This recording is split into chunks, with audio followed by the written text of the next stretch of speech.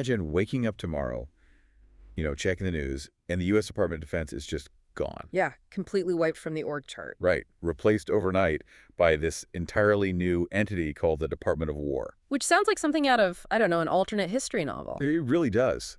But, I mean, it's not a hypothetical at all. That is the literal reality stamped right on the title page of the newly released 2026 National Defense Strategy that we are doing a deep dive on today. Yeah, it's a massive, truly stunning rhetorical and organizational shift. This document was issued by Secretary of War Pete Hegseth under President Donald J. Trump, and it explicitly stamps its guiding philosophy right into those opening pages. Yeah, the whole America first, peace through strength, common sense motto. Exactly. They put it right up front. And when you read through this blueprint, it really paints a picture of a radically altered approach to the globe. Like, think about how a neighborhood works. For decades, the U.S. strategy was basically to be the neighborhood watch for the entire town. Right, just driving around, shining flashlights everywhere. Yeah.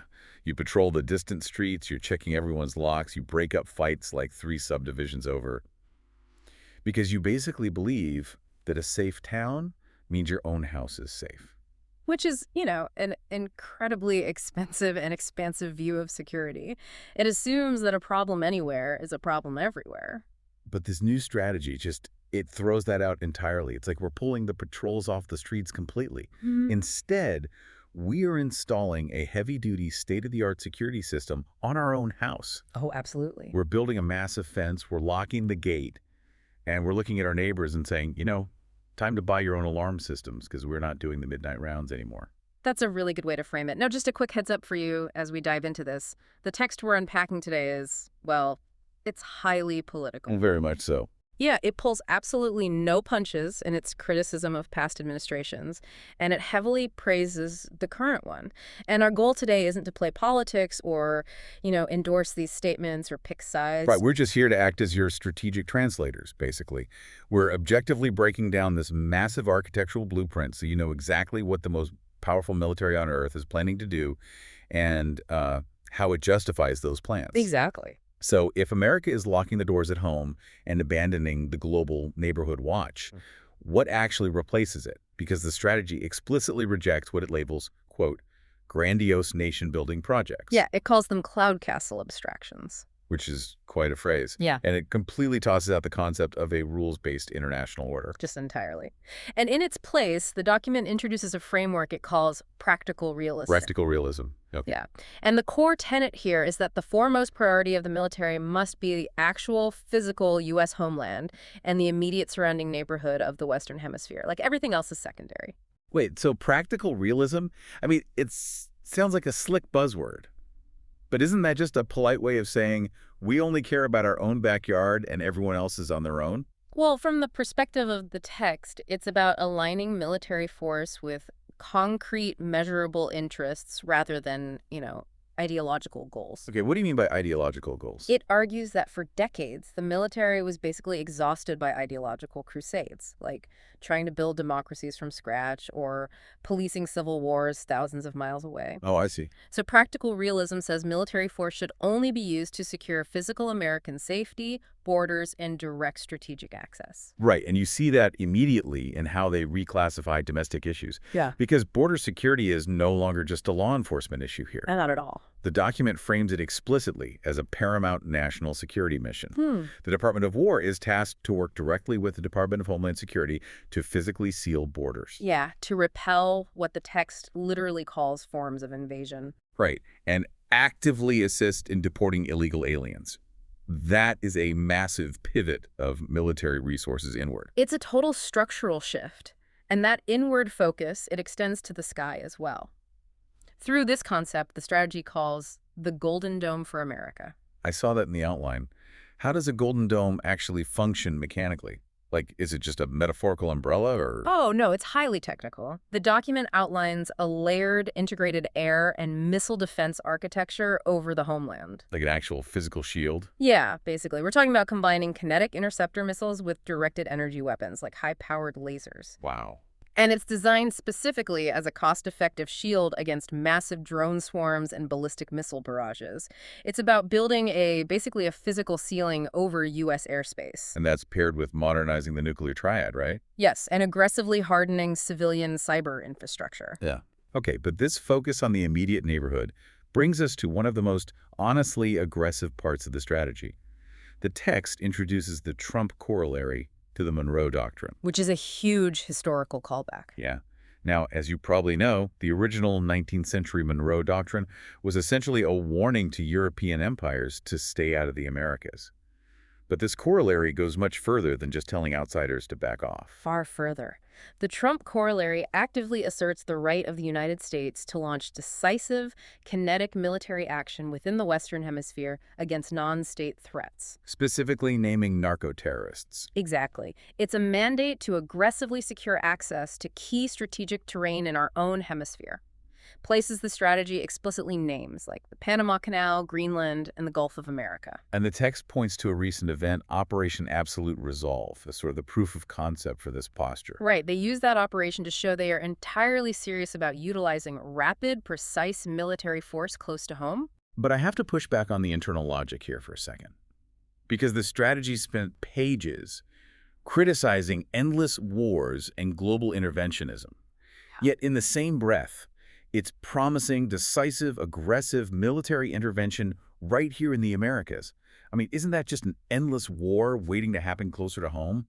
So the strategy views those as two fundamentally different categories of conflict. How so? Well, in this framework, an endless war is defined by its distance and its ambiguous goals, like, occupying a desert halfway across the world to build a government. Right, the nation-building stuff. Exactly. But striking a narco-terror cartel hub in the Americas or securing the Panama Canal so shipping lanes stay open, that is categorized as a direct defense of immediate American concrete interests. Oh, okay. It's basically the difference between volunteering to police a stranger's neighborhood and taking a baseball bat to a wasp nest on your own front porch. Okay, that makes sense. So the geographic proximity changes the definition from intervention to homeland defense.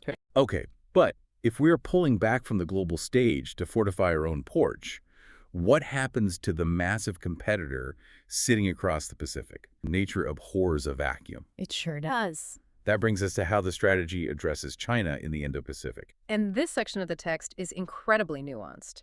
The explicit heading for the Indo-Pacific strategy is deterrence through strength, not confrontation. Not confrontation. I mean, that is wild coming from a Department of War that just outlined a literal golden dome and authorized kinetic strikes in the Western Hemisphere. It is, but the document is very careful here to state that the goal is not to dominate, humiliate, or strangle China economically. And it explicitly rules out any desire for regime change in Beijing. Which begs the question, if you are the most powerful military in the world and your goal isn't to defeat your primary rival, what is the goal? The stated objective is a balance of power that results in a, quote, decent peace. A decent peace. Yeah. The logic is that the U.S. does not need to engage in an existential apocalyptic struggle to win. It simply needs to ensure that China, or any other power for that matter, is mathematically and physically incapable of dominating the United States or its core allies. So it's all about setting boundaries. The strategy explains they plan to achieve this through a posture called deterrence by denial along the First Island chain. Right. And for you listening, think of the First Island chain as that string of archipelagos stretching from Japan down through Taiwan to the Philippines. And deterrence by denial isn't just about parking aircraft carriers out in the open ocean anymore. It's about turning that geography into a total gauntlet. Packing those islands with advanced tech, right? Exactly. Advanced anti-ship missiles, mobile radar units, autonomous underwater drones, just layering the defenses. Let me try a metaphor here. So deterrence by denial isn't just about standing in the yard ready to throw a punch. It's more like putting a digital boot on a car tire. Okay, I like that. Like, you don't have to destroy the car or fight the driver. You just make it physically impossible for the vehicle to leave the driveway. Right. You are denying them the physical capability to maneuver. Yes. You make the math of crossing that ocean so catastrophic that Beijing looks at the projection and decides it's not even worth starting the engine. That captures the mechanics perfectly. You completely change the calculus of aggression. And the strategy reinforces this capability by referencing Operation Midnight Hammer. Right. The document cites Midnight Hammer as a demonstration that the Joint Force doesn't actually need thousands of troops permanently stationed on vulnerable bases right next door to a competitor to be lethal. No, not at all. It proved the U.S. can launch devastating, precise strikes anywhere on the globe directly from the safety of the U.S. homeland. Using, what, hypersonic weapons? Yeah, hypersonics or long-range stealth bombers operating out of domestic bases. It gives the president maximum operational flexibility. Because you maintain an overwhelming lethal reach without that sprawling, vulnerable global footprint that past administrations had to rely on. Exactly. And the document argues that this terrifying level of defense is precisely what enables actual diplomacy. Because you're negotiating from a fortress. Yes, exactly. The text places a surprisingly heavy emphasis on maintaining open military-to-military communications with China to support de-escalation. Which is interesting for a Department of War. It is. But the underlying logic of practical realism is that true, good faith diplomacy is only respected when it is backed by an impenetrable defense. Right. You offer the olive branch, but you make absolutely sure the person across the table knows you are holding an unsheathed sword in your other hand. Beautifully put. Okay, so the homeland is locked down. The Indo-Pacific has a mathematical wall of missiles to deter China. But that leaves a pretty glaring reality. Historic flashpoints. Exactly. Europe, the Middle East. If the U.S. is focusing its primary energy on the homeland of the Pacific, who is preventing those regions from collapsing into chaos? Well, this is where the strategy demands a massive shift in burden sharing. It dictates that allies must now take primary foundational responsibility for their own regional security. Going back to our intro, this is the part where we tell the neighbors to buy their own alarm systems. Literally. In Europe, the text is unambiguous. European nations must take over their own conventional defense. Period. Period. The strategy explicitly points to enforcing the defense spending pledges that were finalized at the Hague Summit. Right, the Hague Summit. The message is that the U.S. will provide critical, high-end support, like space or cyber capabilities. But the conventional heavy lifting, the tanks, the infantry that has to be supplied by European NATO members, it is their backyard. And the Middle East follows a similar playbook. It does. Regional allies have to take the lead in containing threats like Iran and its proxy networks. By building on the Abraham Accords, right? Yes, deepening military cooperation directly with Arabian Gulf partners and maintaining strong backing for Israel's right to defend itself. So the U.S. transitions from being the primary security guarantor on the ground to more of a supporting architect, empowering the locals to police their own neighborhoods. Exactly. But there is a huge logistical catch here, because to empower these allies to police their own regions, they need advanced weapons. They need next-generation technology. And that flows directly into the final major pillar of this strategy, which is an absolute overhaul of the U.S. defense industrial base. Yeah, because you cannot tell an ally to defend themselves if they don't have the tools to do it. Right. The document calls for a once-in-a-century revival of the American defense industry. The goal is to return the United States to being the world's, quote, premier arsenal. And the text explains how they plan to pull that off. It's not just, throwing money at old factories. No, it's a massive push to reshore strategic industries. Bringing manufacturing back within U.S. borders so we aren't relying on foreign supply chains. Yes, and it also mandates cutting bureaucratic red tape by aggressively adopting artificial intelligence. That AI integration is key. It's huge. It's about using machine learning to optimize supply chains, automate production lines, and basically speed up the incredibly sluggish weapons testing protocols we currently have. Because it's a mobilization designed to produce munitions and platforms at scale. Yeah. Not just to supply the U.S. military, but to incentivize these newly responsible allies to buy American hardware. Exactly. Wait, I have to stop you there, because this feels like a massive paradox. We are telling our allies, you need to handle your own backyard so we can focus on America first. Yeah. But at the exact same time, we are supercharging our domestic factories to sell them all the high-tech weapons they need to do it. Right. Aren't we still deeply entangled in global conflicts then? Yeah. We're just operating as the world's hardware store instead of its police force. Well, the strategy doesn't view that as a paradox at all. It views that as a massive, sustainable strategic advantage. It fundamentally shifts the nature of the risk. Okay, walk me through the mechanics of that shift. Because risk is risk, isn't it? Not really. When you are the world's police force, you are spending American lives. You are draining your primary strategic reserves, and you are blowing through daily operational budgets just to maintain the status quo in a foreign country. Right. But when you become the premier arsenal, you transfer the bodily and the primary financial risk to the ally. They bleed for their own soil, they spend their national treasure. Ah, I see. It's the difference between paying your own security guards to stand outside a bank in another city versus just selling that bank the armored vault and the security cameras. That's exactly it. If the bank gets robbed, it's their crisis. Right. But you still made a profit selling them the vault, and your guards are safe at home. And critically, you ensure that your own industrial base is thriving. Right. Jobs. Yes, you are creating manufacturing jobs at home, you are advancing your own technological edge, and you are maintaining immense geopolitical leverage because you control the supply chain for the weapons keeping those foreign regions secure. So it's a fusion of economic nationalism and military strategy. Absolutely. So zooming out and looking at this entire blueprint, the 2026 National Defense Strategy from the new Department of War is executing a profound structural pivot. It is the absolute death of post-Cold War interventionism. Replaced by strict America First practical realism, it secures the physical homeland with systems like the Golden Dome and asserts regional dominance through the Trump corollary. Right.